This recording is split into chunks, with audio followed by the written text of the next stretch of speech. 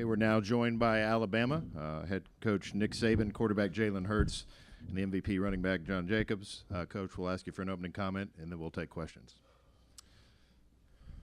Well, I guess that I can say wow. I think that our players deserve a tremendous amount of credit for the resiliency they showed in the game, the competitive spirit. They never gave up in the game. They kept fighting. We didn't obviously play our best game, especially in the first half in terms of execution, but you can't fault the heart and the will to win that the guys played with. And I'm proud of every one of them. I'm very proud of, Jalen, who got an opportunity at the end of the game, and I told him this is your time, and he certainly, took advantage of it. And Josh has played well for us all year long, but this was a great team win. And I think the other thing is people have to give Georgia a lot of credit. They really played us better than anybody's played us all year. We played in a game here where we won 32-28 when we played Notre Dame in a national championship game, and Georgia was the best team. They deserved to be in a championship game, and based on the teams that we've played this year, I think this team deserves to be in the playoff as well. I sure as hell don't want to play them again. All right, but that's the best compliment I can give you or give them. And their players did a fantastic job. They had a good plan, and we had to make a lot of adjustments in the game, and I think our coaching staff did a good job as well. So it's a great win. Winning the SEC is something that's really significant to me, means a lot to our players.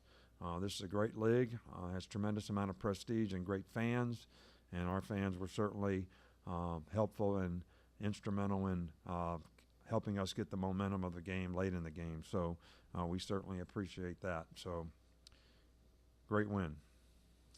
All right, thank you, Coach. If you have a question for Coach, for Jalen, for Josh, please raise your hand. We'll get a microphone to you. Again, please give your name and affiliation. We'll start here in the front left.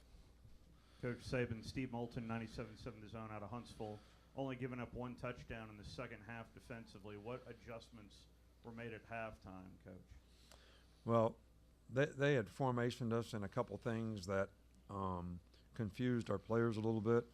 And sometimes when your players get confused, then they're confused on the things that they did practice. So I think we just needed to get everybody settled down and making the right adjustments. And I think we played a little better, in the second half because of it. We still gave up a couple big plays, but they missed a field goal and only scored one touchdown, so that was really good. Uncharacteristic for us to drop as many balls as we did today, throw interceptions like we did today. But, we kept fighting in the game and really proud for that. Okay, we'll go down right here. AP. AP Stedham, WHEP, Foley, Alabama. Coach, what are some of the things you try to tell your team at halftime, not schematically or something, but just about some of the intangibles? And did you see that fourth down play on some of their film, when they tried to go for it on fourth down? Did you see that in some of this film? Not that particular play, but they have faked a couple times. And we were screaming on the bench because the formation they were in, the second guy was eligible. So we were afraid we weren't going to get him covered up, but we did. We were in punch safe. All right, so we had the defense out on the field. And, most of the time when you leave your defense out there, you can defend most of the fakes. And our guys did a good job. And it was a big play in the game because it gave us really good field position and allowed us to get out and score the winning touchdown. Okay, we're going to go straight in front of me, about halfway back. For all of you guys, I think before this, the closest margin of victory you had in a game this season was by more than 3 touchdowns. What does going through a game like this do for the team going forward? Coach, you want to start? Well, I always tell these guys, we don't look at the scoreboard. We're all trying to play our best, be our best, play the next play, be the best version of yourself. That's what creates the most value for us. And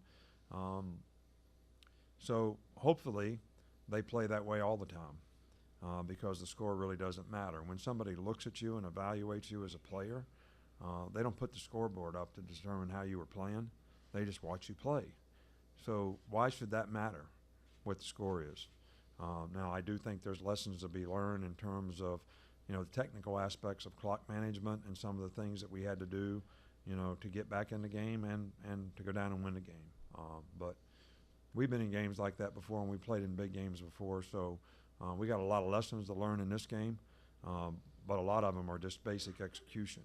And the message that I gave our players going into this game was, look, we have to focus on what's in front of us. All right, don't make the game too big. Don't worry about winning the championship. Worry about executing. Next block, next catch, next play, and execute. And that's what we did not do very well in the first half. Jalen?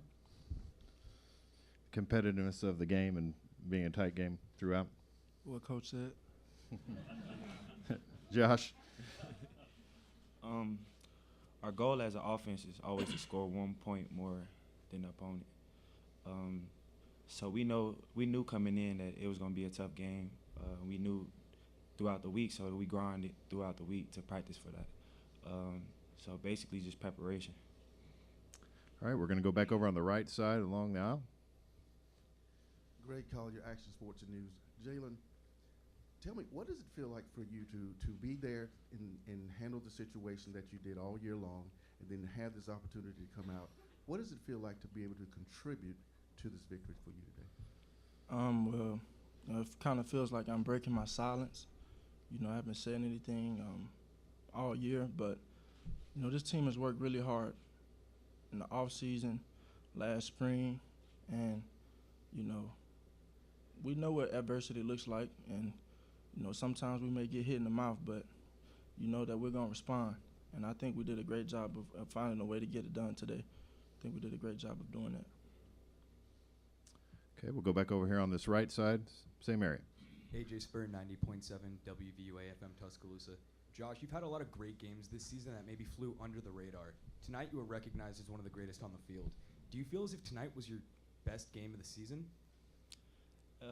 No, definitely not. It's crazy because all of y'all think about the plays that I made, and the only thing I can think about is the plays that I didn't, and the assignments that I missed. So each day I try to improve on that. So coming tomorrow, that's the big thing I look at the most. Okay, we'll go about midway back. Pat? For Nick, do you believe Georgia is worthy of a playoff spot? Well, I commented on that before, but yes, I think based on what I've seen, they're one of the 4 best teams in the country. And I also said I don't want to play them again, which is the ultimate compliment, I think, that I could give them. The players play hard. They're well coached. They got a good system. And look, we have a good football team, and they gave us a lot of problems out there today. And if that's any measure, if you lose by 7 points to the #1 team, you shouldn't slip too far. All right, we'll go right down in front. Again, your name and affiliation for your question. Justin Holbrook, WRBL in Columbus, Georgia. Coach, the young man next to you was just asked about himself, and he said we and the team, sort of indicative of all year. What does it say about him that he stuck with the program and then came through when the team needed him? I've probably never been more proud of a player than Jalen.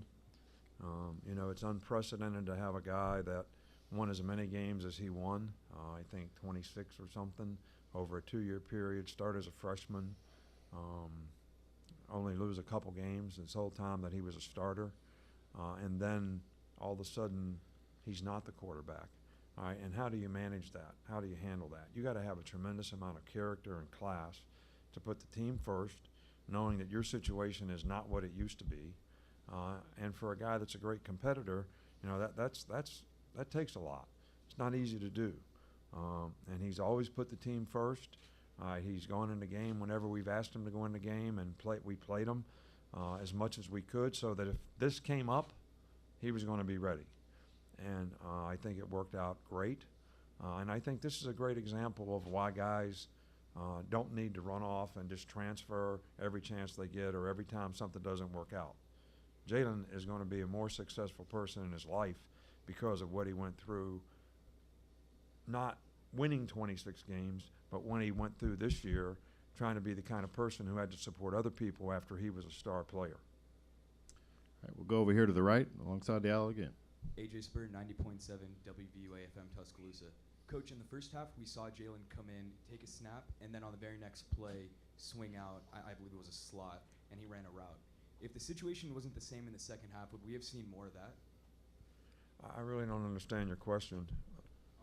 The game plan with Oh. Jalen swinging out as a receiver or even taking the occasional snap, as he did one time in the first half, would we have seen more of that in the second half? Well, it was in our plan to do that in the game, because there were some plays that we thought Jalen could run at quarterback because, you know, he does some things better than Tua. And so we put them both in the game at the same time, so they don't know which one's going to end up being quarterback. So that was a part of the plan. We just never got back to it or couldn't get back to it after Tua got hurt. Okay, we're going to stay on the right side, over on the right wall. Coach Pat Duggins, Alabama Public Radio. How's Tua? Tua actually sprained his ankle in the first half. Actually came back and played. The other injury, he got stepped on, his foot, which I don't think is significant. So we're going to evaluate his ankle tomorrow. But I don't think it should be something that would keep him out, maybe for a little while, but we probably won't practice for, you know, a couple weeks anyway. But we'll know more about that tomorrow. We'll go back over here to the left, front row. Hey, Coach, Steve Moulton, 97.7 The Zone again, and Josh said it was not his best game. Do you agree with him? Look, I don't ever criticize players in public, and never to the press. You know, I think Josh has done a great job for us all year long. I would make a general statement, which I made to the team, that I don't think we played our best game, and when it just comes to execution, doing the right things, making the right adjustments, not making a lot of mental errors, and so there's a lot to be learned from that. And I think we're going to try to use those lessons, and I like Josh's comment about I'm going to look at the things I need to do better. That's kind of what we need our players to do. You know, it's not always good when you play bad and win, because sometimes people aren't thinking I got to do something different. So it speaks volumes when we win and our players still think they have to make improvements in things because they recognize the fact that they could have played better. Okay, we'll go back here in the front row in the middle. Jalen, on the go-ahead touchdown, I wonder if you could just take us through what was supposed to happen. Was it a run all the way? Whatever its situation was, and then ultimately you got in the end zone. Well, I had an option to, you know, had to find my movement key and see who would trigger the decision I'd make. And, you know, my guy went out, so I took it in and had really good open lanes and found a way to get in the end zone. Okay, we have one final question in the back right. As for Josh, do you think it was your running game that allowed y'all to hang around in that first half and into the third quarter when y'all were a little behind? Just how effective was the ground game that allowed you to stay in it even when Tua was struggling in the pass game? I think it was just more of execution. We was executing our runs a little better today than we normally do. So that's probably the biggest thing. The big run I had just sparked the emotions of everybody, and it just allowed us to go on the run that we did. All right, Coach, Jalen, Josh, thank you very much. All right, thank you. Appreciate all the press does to reinforce a lot of positive things for these players. Thank you so much.